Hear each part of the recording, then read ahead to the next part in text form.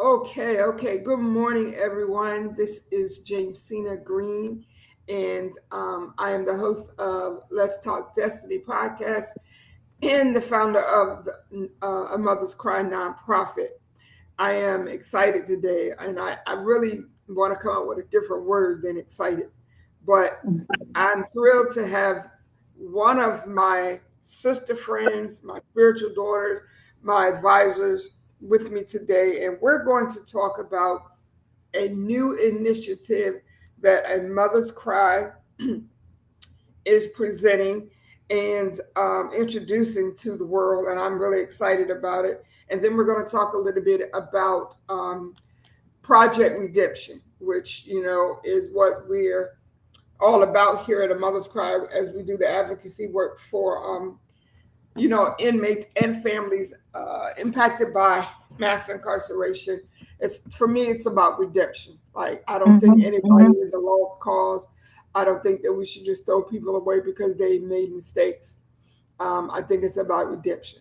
So first of all, I want to introduce and welcome back to my platform one of my greatest supporters, um, Mutima Jackson Anderson, and she is also a member of the advisory board for A Mother's Cry, and so she understands my heart, and she also understands the vision for A Mother's Cry.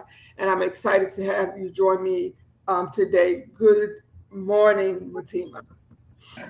Good morning, Miss Jamie. I am I'm going to say I'm enthusiastic to be here. If we want to use another word, I think it probably means the same thing, but I'm really happy to be here to speak with you about the power of advocacy.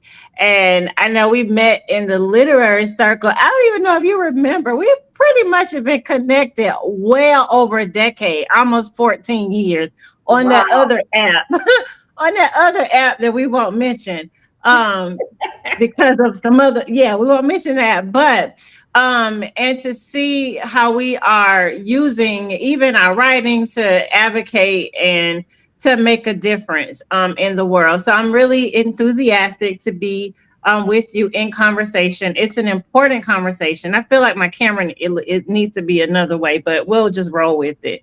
I Okay, it's a very I was trying important to figure out how to conversation. get my camera like yours, but it's okay. Go ahead. Okay, and this is so important, especially coming on the heels or of yesterday was ML King Day, and it was a day we heard a lot about social justice in many different areas. So for me, it's social justice. I'm championing for social justice in healthcare. For prison reform, and I think it's so important that when you see a problem, you see an issue, you speak up about it. And that's the power of advocacy, using your voice to speak out against things that you feel is wrong, against injustices. And more than now, more than ever. I mean, yesterday, if you're watching from another country, yesterday here in the States, we had an inauguration. So a lot of people feel it's turmoil going on. So we have to be very mindful when there is injustice. We have to speak out about it, or it will be the same old, same old. So I love that we are raising our voice with different issues. So, but I want to talk to you because I'm excited about A Mother's Cry and the new initiative they have. Two, actually, you are doing amazing things. You have two new initiatives.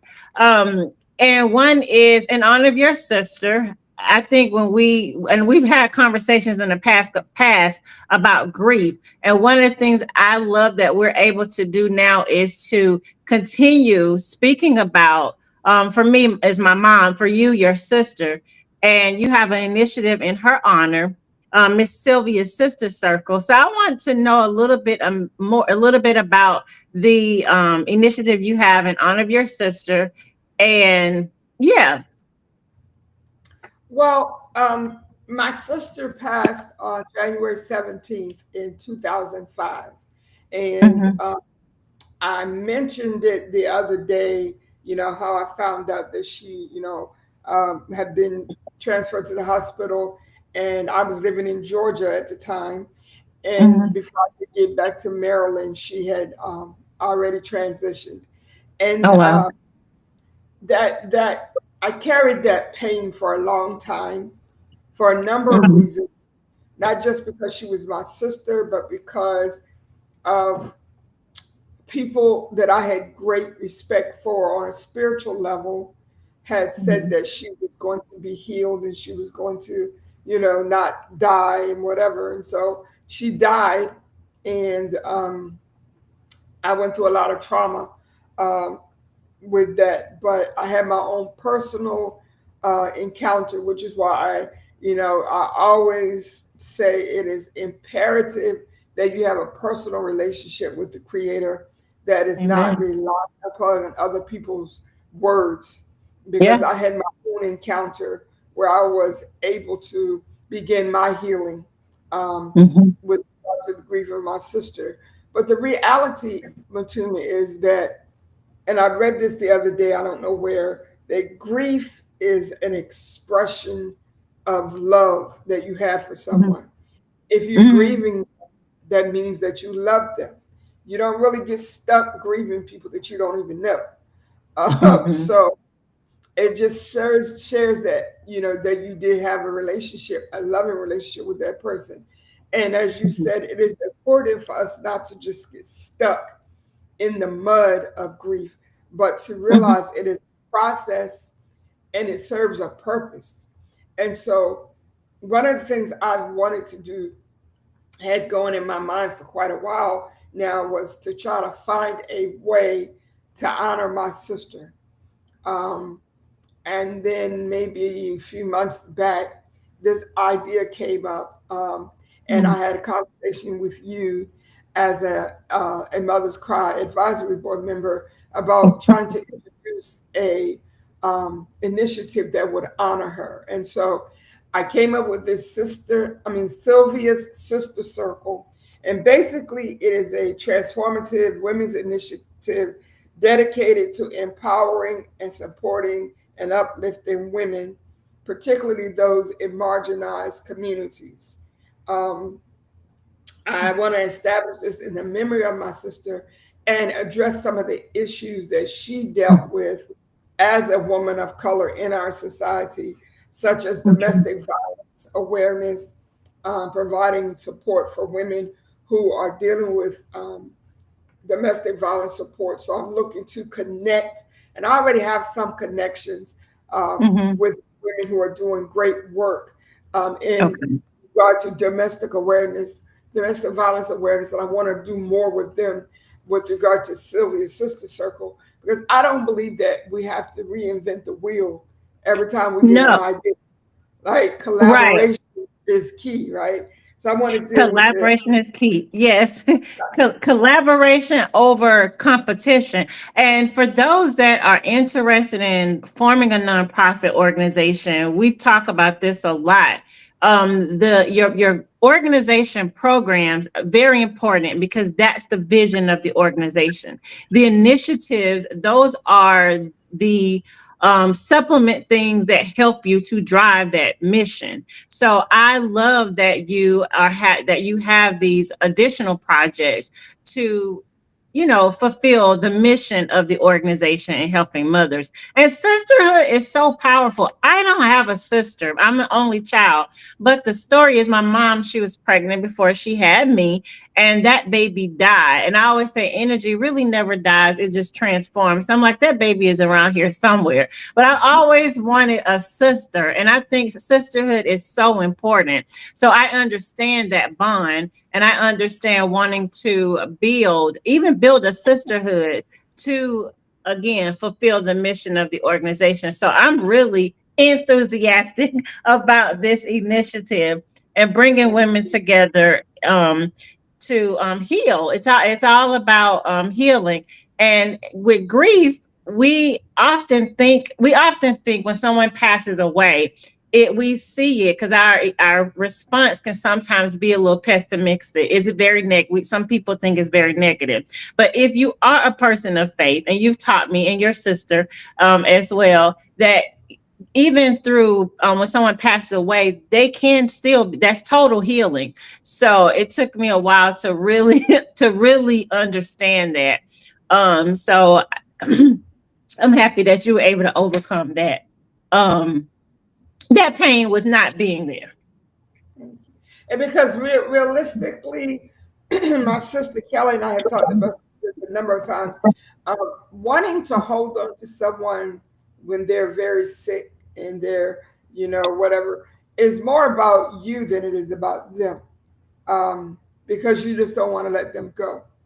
And Yeah. so we have to just realize that the healing, and this is what the Spirit said to me when I finally got my breakthrough, was the unconditional love and complete healing that my sister was looking for could not be obtained here on earth Yeah. in that Yeah. physical body. That's And right. so when we released her, she was able to get the healing that she desired and that she deserved. We also want to include in this initiative, Matima, addressing women.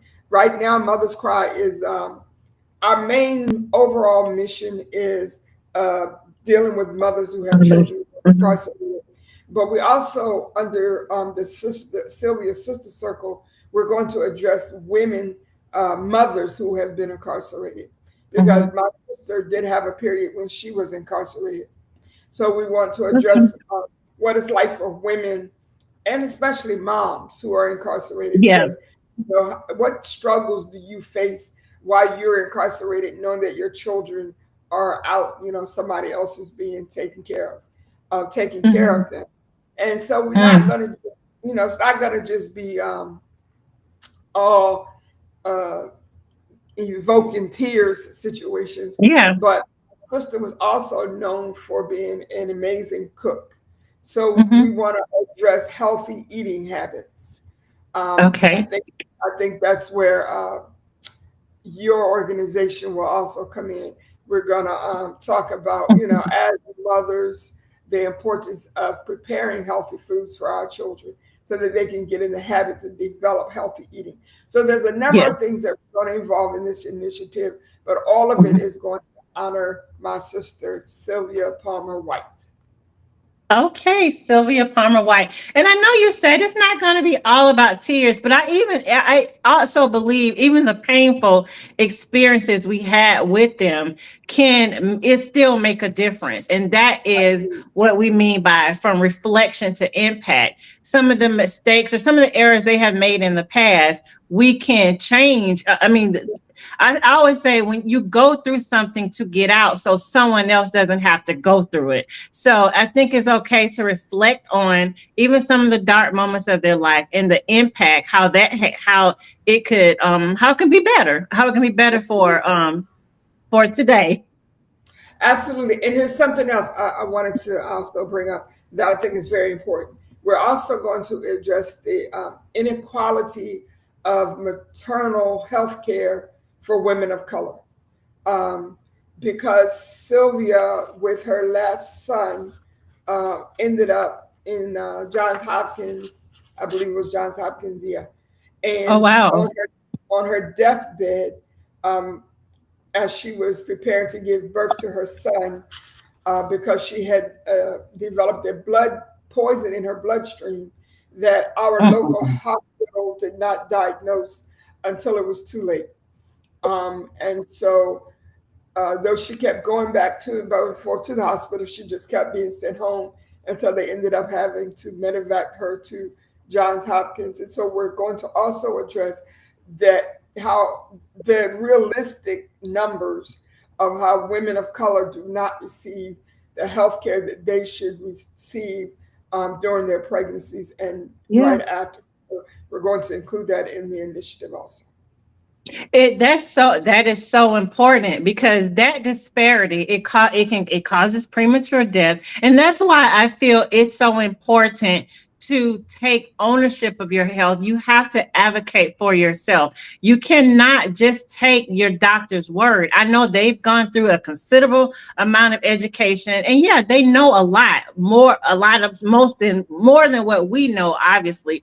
But they're also experiencing some things on their end that we're not really necessarily privy to, and that contributes to some of the care that we receive. So if you feel that you're getting not adequate care, if your doctor doesn't have a good bedside manner, if your doctor is not listening to you, these are red flags and signs that you may need a new doctor, but you absolutely have to advocate for yourself. And I know how that feels because my mother, she experienced the same thing. So I always say that they kind of rushed her through the healthcare system. She was like a burden to them. And when you don't have proper insurance, it's a whole another conversation that we probably need to have. But to summarize, you need to take ownership of your health. The doctors, they are great, but they are practicing physicians, and they sometimes they don't get it right. But we have to take ownership, and to ensure that they do get it right, that they treat us like the like what we they treat us like the patients and the good care that we deserve. So I am so happy that you are addressing those disparities in health. Because and like you said, to me the key word is sisterhood, right? um Hmm. that's how I came up with the name for Sylvia's Sister Circle, because we are Hmm. responsible for our sisters. We are our sisters keepers. And when we know someone is one of our sisters is having health challenges, then we need to Hmm. step up and remind them to make sure they're getting checked. Go with sure they're having their Yeah. medication. I know a lot of times I ask, to get somebody to run to the store for me, pick up my prescriptions because I'm not driving right now, and it's almost like Hmm. pulling teeth to get somebody to do that. Yeah. But we a part of our sister circle will be making sure that our sisters are taken care of, and I'm excited. I really am about this sister circle because I think it's going to open up a lot of doors. I think a mother's Yeah. cry is evolving, and Hmm. I think in order for anything to be productive or effective, you must be open to evolution.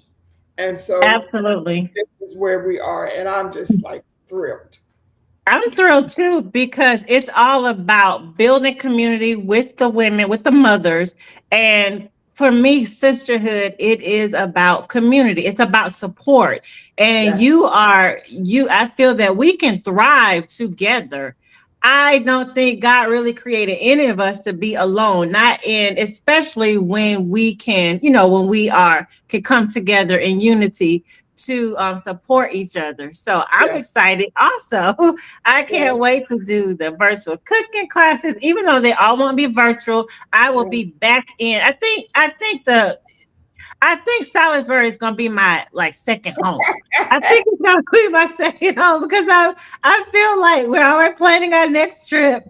We're already prepared to cross that bridge, cross that tunnel. So I think that will be our second home, and it'll be well worth it to help support your initiatives and your program. So congratulations on Sylvia's Sister Circle, because Thank I know you're going to make a huge difference. So, as we're talking about the power of advocacy, you are lending your voice to many causes, but I know that you're doing tremendous work in prison reform. You shared something on social media the other day that really just touched my heart. But it upset me very much when you went to. I don't know if you want to speak on that. I hope you do, because I want you to share with those that did not see that post. What happened when when you went to visit your son? Now, you always say, oh, I've heard you say previously that the inmate, they're doing the time, but so is the family. And when the inmate when you're not able to see them, I was like, wait a minute, they're not only punishing him, I feel they're punishing you. And I think that also kind of stunts or hinder his well, we're going to say redemption, but it kind of hinders him trying to, be better, do better, because he's not able to see his family. These are things that you need. I think even if you're in prison, there is a level of just human things that he need as a human, and seeing his family, that's something that he needs, and I think that should also be a right. So can you share about what happened when you tried to see your son and you were not able to? Sure. Well, first of all, let me just say that I had not seen Byron for over 3 years. Um, if you can't even imagine that, like, No. I've seen him in person for over 3 years, and he's literally like 20 minutes away from me. Oh, But really? yeah, he's at CI. Let's not even talk about that place, which is really like 20 minutes from me. But circumstances would not permit me to get down there. First, the COVID thing, they stopped all the visits. Then once they started back visits, it was only certain people, certain days, just whatever. Um, and so I finally got notification that a friend of his was going to visit him, and she wanted me to make sure I would go. So she wanted to know how I felt, if I felt like going. And I'm like, I don't care how I feel. I'm going to get myself together Yeah. and go with my baby. Mm-hmm. Um, and then we get there, and the person in this waiting area, I can never get anybody's titles, whatever their position is, right, says, she had a list of tiers within the prison that were on lockdown. Um, and so his tier was one of those lockdown that was locked down. So I asked her, had he gotten into trouble? And she's like, well, I'm not supposed to say anything, but no, it was a fight on the tier. So all of those tiers are locked down. So I said, Wow. let me be clear, because Wow. this is what I do. This is not just the mother thing. This is the advocate thing. So Right. let me be clear. So maybe two or three people got into a fight. Those people are being punished. They know who those people are. They're punishing those people, and they're punishing everybody on the tiers because of those people. She said, "Yeah, that's what they do." I said, "Okay." So I walked out and I thought about it, Wow. and I thought about how many. And later on, I talked to my son. He did call me, and we talked about it. And he was saying to me that a lot of the guys on the tier were saying, "What is the point of staying out of trouble? Yeah. What is the point of trying to do the right thing if you're going to be punished anyway?" Mm-hmm. Mm-hmm. Uh, he said, "We look forward to these visits with our family members." Um, he says, "Some people don't get visits often, and when they do get visits, like their whole attitude, they're uplifted, in the midst of all this toxicity." I was on the phone with him a couple of days ago, and I could hear all this yelling and screaming in the background. And I'm like, Wow. what is going on? He's like, between the drug addicts who are having their fits, um, Mm. people ODing in their cells, Oh, wow. and people are yelling for the guard to come get this person who's unconscious out of their cell. There Oh, are my goodness. people literally fighting and stabbing each other while I'm on this phone. He said, imagine hearing this noise 24/7. So you fight through all of that. Mm-hmm. You fight through abusive leadership, because some people abuse their power every chance they get just because they have on the uniform. And you still try to do the right thing because you're trying to come home. And Right. and then your rights are being taken away because of somebody else's actions. And that is not fair. And let me just say, for those that are watching this is not a conversation about guilty or not guilty. This is about basic human rights inside of the prison system. And when you are able to visit or when your family is able to visit you, that's your connection to the outside, to your family. And I just feel that they should be able to maintain that. And it has nothing, again, I just have to keep saying this because you're going to have some, but they're in prison. This has nothing to do with innocence or not. They are, and if you're in prison and we talk about redemption, this is in order to be redeemed, you know, you're doing things that will prevent them from or hinder their process. So that really bothered me, and I'm sure for some, I know your son Byron, he's very strong. I know for some it could be very, very, mentally it could be Absolutely. Absolutely. just exhausting. So as a liaison, I know you're working to be, to bring more attention to the importance of a liaison in the system. I think it's important to continue to talk about how it's important for them to maintain some type of relationship with their family in the outside world, and it's important for them to visit. Absolutely. Yeah. Absolutely. And that could, I mean, it could hinder them. So I want to talk a little bit about, because Project Redemption, I love it. When I think of redemption, I think of just making right what I have wrong. We all make mistakes. If you're a perfect person, you've never made a mistake, I would like for you to comment whenever you're watching this video that and I have a gift for you, because we're not perfect people. We all make mistakes. And for some of us, we do have the opportunity to redeem ourselves, and return to who we're supposed to be. I always say in Christ. But share with me a little bit about another initiative I'm excited about, Project Redemption. Okay, and before I go any further, I would like to say to those of you who are watching Thank now, you. thank you so much for joining us. And if you have any questions or comments, please feel free to write them in the comment section and we will try to address them as we can. All right, thank you. Project Redemption is an umbrella for the work that we're doing to advocate for bringing uh, inmates who have clearly rehabilitated and Mhm, done the work. We're trying to help set up the system to get recognition that people mhm, deserve a second chance. The mhm, actual Project Redemption initiative is um, is done in the in the work that I'm trying to do for my son, because let's just be real about it. I can't expend all of my energy trying to help other people's children get home and not focus on my own child's. yeah, I understand. Yeah. But Hmm. the reason this initiative is so important, Mutima, is because, say, like in my son's case, first of all, the sentence is asinine, right? Right.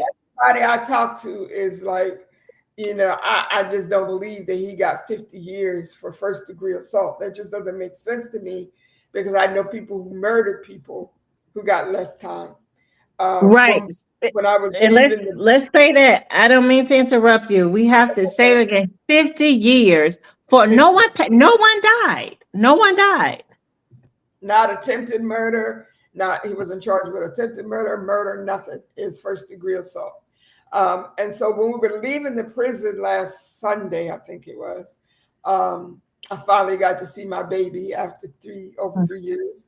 Of Mm, course, I had a meltdown. Um, when I saw him, I just broke down crying. Um, but anyway, when we were leaving the prison, one of the ladies in works out front, I guess they're COs, I don't know. mm, She says to me, I said, "Hey, how you doing? I ain't seen you in a long time." And she started laughing. She said, "Well, you said that like I haven't been here. I've been here. You the one that hasn't been here." And we kind of laughed it off.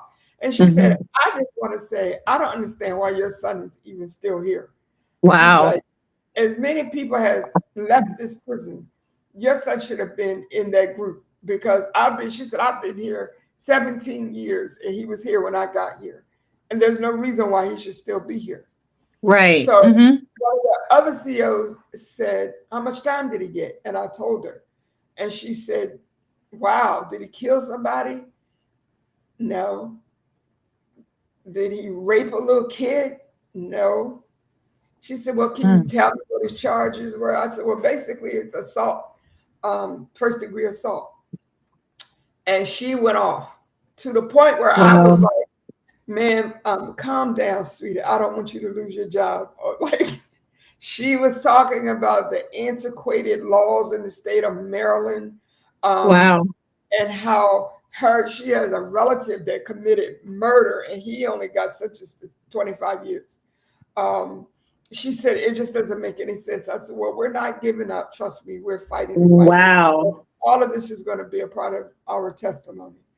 And so every time when I would feel like, oh my God, this is not, I'm not getting any, I'm not making any headway with this thing, I end up getting a message from somebody, get contacted by someone Mhm. um, that says to me, I see what you're doing. What can I do to help? Right. And so I just, I can't give up. I'm not Yeah. going to give up until my child comes home. So this Yeah. initiative, of course, someone is knocking on my door and come on in. So it's okay. So this initiative is Hmm. so important because we are working to, like you said, the word redemption is so important. Hmm. Working to bring home people who have shown that they have been rehabilitated, right? They've done the work. Okay. For example, with my son, he has not had a, what do you call it, infraction or Hmm. a ticket in 14 years. Can you imagine how hard it is to not get in trouble in the prison? Yeah. I And imagine it's very, very it's easy to get in trouble. And I can absolutely, imagine it's it's a lot to not get in trouble. So and then you have the fact that his sentence was that's egregious. yeah. So if he had really gotten the sentence that he should have gotten, he would be home by now. And so this is what this initiative is about: is we are connecting with lawmakers, we're connecting with people who understand that the sentence has to be, it has to be realistic for one thing. And Maryland has some of the worst sentencing guidelines in this state. I mean, in the whole country. Like we And have mhm. a highest number of incarcerated people in the country, and our sentences are outrageous. And so I'm contact with lawmakers. I have a Zoom meeting later on today, as a matter of fact, as we're talking about some upcoming legislature. And so, I may be behind the scenes. People can't see what I'm doing, but I'm working for this She project. is right. She's working. She is working, and I know she's working. Um, when you speaking of lawmakers, because I think it's so important that the people that we vote for, they should care about their constituents. They should care about the needs and the concerns of the community. So if you have an issue with anything, and it's important that you reach out to your to these lawmakers. And I'm happy that we're actually working on, you may have mentioned it before, but we're working on a documentary because this is a hidden story that needs to be, more people need to know about what happened to Byron and to know about that egregious sentence and how we have to continue to raise awareness of this. So I'm excited about the documentary. We won't get into that on this in this conversation, but we are working on it. And it's so important to continue your advocacy. And I'm happy that we're doing it through this documentary to highlight this issue. And I think Absolutely. someone's knocking at my knocking at my Yes, door my also. no, my wonderful maintenance guys were here to take care of me. Um, Okay, okay. for me, yeah, but they're gone now, but they take good care of me. They look out for me. If I call with an issue, they like right on it, and I appreciate Okay. that. But Okay. I do want to say that, with regard to the Project Redemption Initiative, I want to say this, and some people may get offended or their feelings hurt, whatever, but you know how that goes. Um, I reached out to with anything, and I reached out to several local Yeah. agencies and people who do community work with our young people, work with people who are incarcerated, uh, Mhm. to collaborate with them to get some ideas on some things that we could do for the Project Redemption Initiative. And no one responded.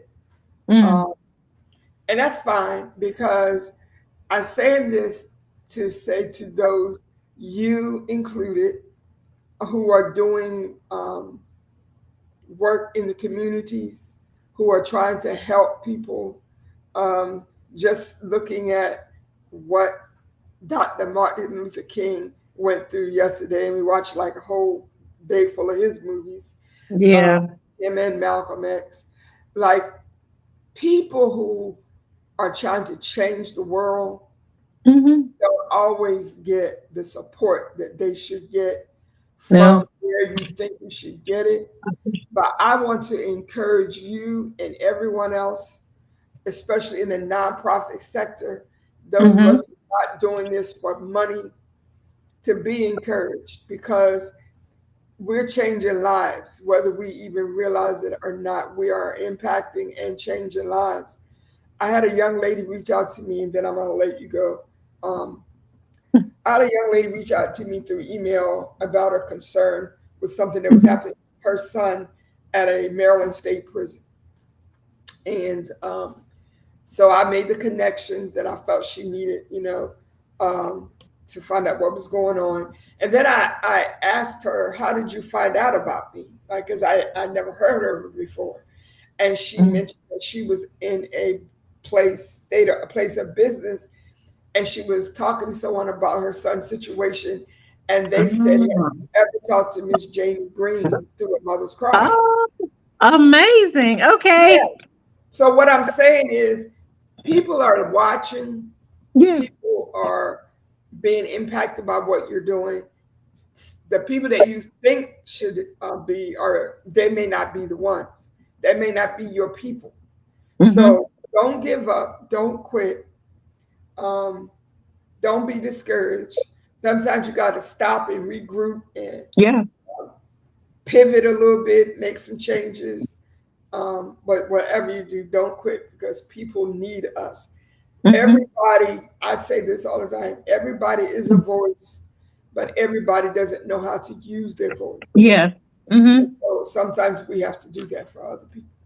Yes, and that's the purpose of the nonprofit sector. We're here to affect social change and to be a voice to those who are voiceless, or to amplify their voice. Miss Jamie, I am so proud of you and the work that you're doing. You have come a long way, from just having this idea to now you are. I mean, you're even applying. You're doing amazing things. So I want to, before we end, because I don't want this to get lost in the conversation. I want this to be known, because you are a spiritual leader, you're a pastor. So a lot of the things that you do is biblical based, or from the spirit.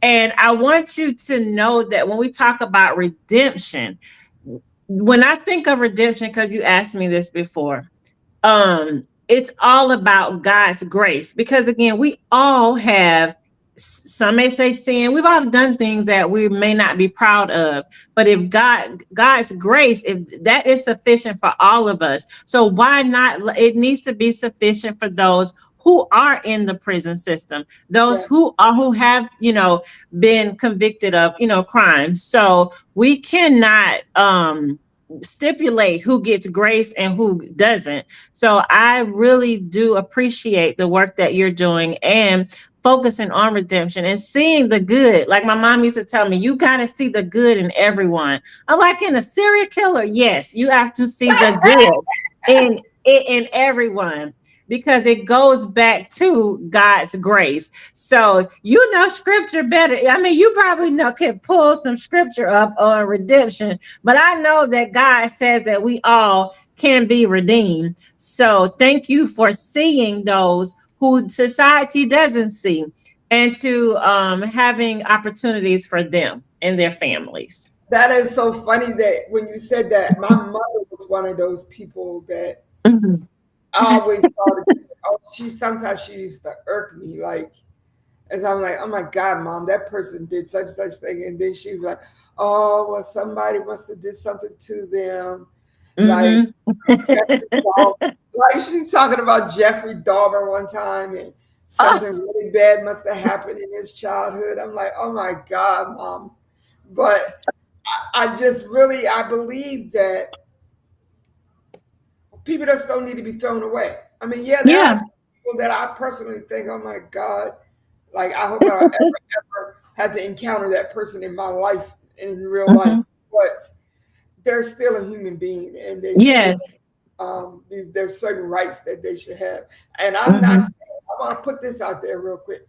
I'm not saying that everybody that's in prison should be released. I'm not saying that at all. Mhm. What I'm Mhm. saying is that our system is, they use the word rehabilitation, but they don't actually rehabilitate. And it's more about warehousing and making money, because the prison industrial complex is a multi-billion-dollar business. Billion. That's right. So the more, like even our governor here in Maryland, him and the Maryland Public Defender's Office, they keep having these press releases about the crisis of mass incarceration, yet they're still incarcerating people, like shoving people in there like in a sardine can. So we have Because to, it's for profit. It's a for profit entity. yeah. So through our Project Redemption initiative, we're trying to do what we can do to get people home. We're trying to do what we can do to prepare them to come home, not just have them walk out the door and not be able to survive or sustain themselves. I think one of the saddest things I ever heard from a young man when I was doing my internship for social work at a Mhm. local detention center, and this guy, like, he just kept getting released, coming back, getting released, coming back. And I said to him one day, I said, why do you keep coming back in here? And he says, I don't know how to survive out there. Mm. I don't have family. I don't have anybody. So I just do Mhm. what I have to do so I can come back in here. And that's what. Mm. So we want to come up with programs to help them to be prepared when they come out, right? Yeah. This is why Mhm. I'm trying to collaborate with a couple of other agencies that I know are already doing that type of work. But then I said, well, if they're not responding, then evidently God has something different for a mother's cry, a different way to do what we've been called to do, and we won't quit. We just will not give up. We can't, like we spoke a little earlier in the conversation about no, we have to, if you, when you know God for yourself, if this is the calling on your life, you can't quit. I don't even worry about now not getting support, because I do believe, I know it's going to come.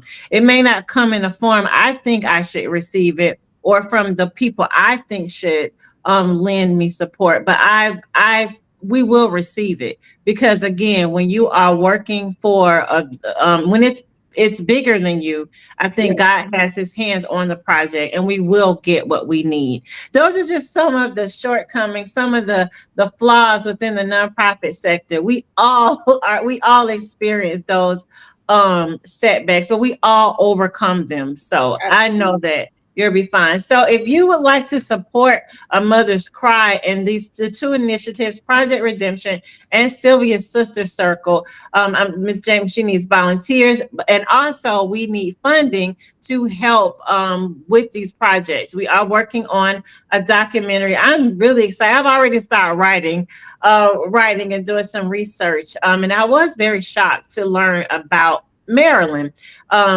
just some of the issues within the Maryland prison system. And my heart, I think a part of my heart is in Maryland because my girl Harriet Tubman was there and she has inspired, she's still inspiring me. And Yes. that was probably my favorite trip in 2024. Visiting you and being able to stop by the Harriet Tubman that bypass, and it's so I'm going back, but the energy there, it's really important to continue this work. So I'm happy to support you any way I can. So please consider supporting Miss Jamie and A Mother's Cry. And this is how you reflect on the past and how you can make an impact, turning our pain to purpose. So thank you so much for just sharing this. We'll have more conversations, but right now we just want it to be on your mind. We are working on a documentary, and Miss Jamie has these two initiatives, so hopefully you'll support. Thank you Yes. so much, Rutina. You are the bomb. Thank you. Can I we say appreciate that on that man? What was his name? The X-Men. something. Yeah, we Something or other. right. Because I remember you had an issue one time and you were sent to the Facebook slammer for saying certain things. So But you know we, what's funny is to me, I see people saying way worse things than what I said. I do too. I do too. I don't know. So I might test it again one day soon. no. We don't want to test it. So, but thank you. And I am so grateful. I extend gratitude to the creator for connecting us. Because I reflect like, how did I meet Miss Jamie? We literally met on Twitter or X at the time. It's X, was her at the That time. is the truth. I was trying to remember that, but that is exactly where we met. Yes. And then we Wow. eventually became Facebook friends. And yes, and that had to be, I joined that site in 2009. So no, 2009, between 2009 and 2010. So, and this was fairly new to me on that site. So we've known each other well over a decade. So Well, I'm I grateful for that connection. So you can meet good people on social media because do. And you can and have positive connections and you can do yes. positive things. That's right. Yes, that's right. And we're family now. So thank you so much again for tuning into this. Is it to Let's Talk Destiny? I'm not the host, but maybe I'm the I wanted the host for today. So continue to support Miss Jamie. And if you would like to donate to her organization, if you have some information that can help expand her organization network, feel free to reach out to her. Yes, absolutely. Absolutely. Okay. All right, everyone have a blessed day. And remember this, you are too powerful to be restrained. All right, let's go to work. Yes. Talk And to you I later. want to, yeah, let me leave them with this. That's so good. But I want to leave them with never let your history hinder you from reaching your destiny. I love it. I love it. Okay. Thank All you right. all. I'll talk to y'all later. Okay.